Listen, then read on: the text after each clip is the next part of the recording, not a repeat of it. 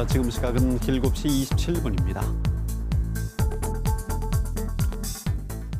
다음 주에 개학을 앞두고 학부모들의 걱정이 커지고 있습니다. 급속도로 증가하고 있는 오미크론 확진자 때문인데요.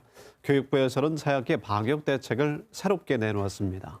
오늘 이슈앤토크에서는 강원도 학부모연합회 백소련 회장님을 모시고 교육부의 방역 지침에 대해서 어떻게 생각하시는지, 그리고 학부모님들의 바람까지 들어보도록 하겠습니다. 네, 백 회장님 어서 오십시오. 안녕하십니까. 네, 감사합니다. 소아청소년들의 확진자가 지난주에 2배로 늘어서 참 걱정입니다. 개학은 일주일 뒤로 지금 다가왔고요. 시점으로 참 여러 가지로 생각이 많으실 것 같은데요. 네. 걱정 많으시죠? 어떠십니까? 네, 하루 오미크론 확진자가 거의 17만 명 보도를 보았습니다.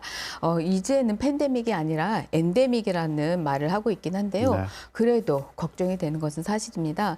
특히 어린 자녀를 둔 학부모님들은 이 백신 접종을 하지 못한 상태에서 아이들을 이 오미크론 속에서 개학을 맞이하게 되니 아이들이 감염되지 않을까 많은 걱정 속에 많은 걱정스럽습니다. 예방 접종을 이미 한 학생들도 네. 아무리 가벼운 증상이라고 해도 오미크론에 감염이 될 경우 격리 기간 동안 학업에 손실이 있지 않을까 걱정이 네. 앞섭니다. 우리 학부모님들께서 특성을 반영한 학사 운영을 유용적으로 네. 탄력 있게 운영한다고는 하는데 아이의 접종 상황에 맞춰서 격리 기간과 검사, 등교 네. 기준이 다르다 보니까 학부모님들께서도 우리 아이의 상황에 맞게 꼼꼼히 정확하게 인지하셔야 되는데 네. 아직 이게 여러 번 번복되면서 기준이 바뀌었다 보니 좀 더 자세한 안내와 인지가 필요할 것 같습니다. 5차 대유행이고 시기적으로 본다면 만 2년이 넘었습니다. 예. 고등학교에서는 비대면 수업과 등교 수업을 번갈아 가면서 해왔기 예. 때문에 예. 학생들의 혼란도 있었지만 여러모로 집안에서도 어려움도 있었을 것 같은데 학부모님 입장에서는 어떠셨습니까? 벌써 코로나 속에서 2년이나 됐습니다. 코로나19로 인하여 정상 등교가 이루어지지 못하고 아이들 돌봄 외에도 네. 차질이 생겨서 특히 맞벌이 부부 가정에 유치원과 초등학교 저학년 자녀를 둔 부모님들께서는 누군가가 휴직을 하거나 아이 돌봄을 위해서 네. 가족의 네. 도움을 받아야만 했습니다. 그리고 중고등학교 학부모님들도 이 비대면 수업으로 오랫동안 장기간 수업을 하다 보니 아이들 성적 부진 등을 네. 통해서 진하게 많은 어려움이 있었다고들 합니다.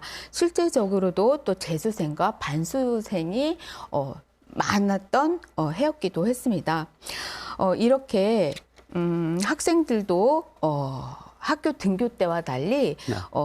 생활 리듬도 깨지고 학원이나 독서실 등의 제한을 받다 보니까 학업 집중도가 떨어지고 그래서 학업 성적에 대한 고민도 무척이나 많았습니다. 네. 그래서 정말 또 우울증을 호소하는 학생들과 학부모님들도 많았습니다. 네. 정말이지 학생, 학부모님들, 선생님들까지 모두 힘들고 어려운 시간이었습니다. 네.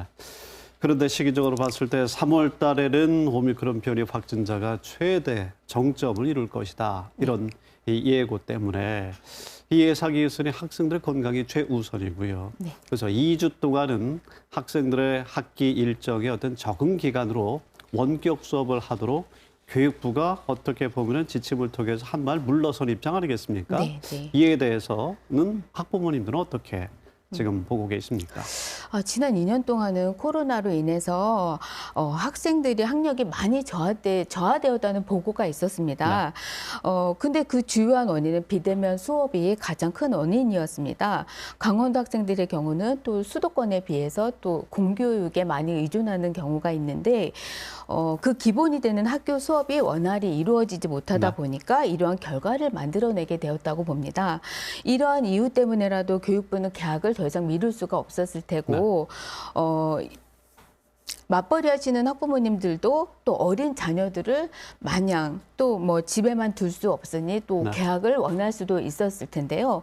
하지만 이 오미크론 확산세로 보면 개학이 너무 무서운 터라 네. 그래도 당분간이라도 또 네, 온라인 네. 수업을 원하기도 하셨거든요. 네. 그러다 보니 이 정부의 방침대로 탄력적으로 운영하는 이 방침에 어쩌면 또 더 원할 수도 있다는 생각도 들었고 또 오히려 저학년 학부모님들일수록 학교 가는 것을 사실 많이 두려워하기도 했습니다. 네.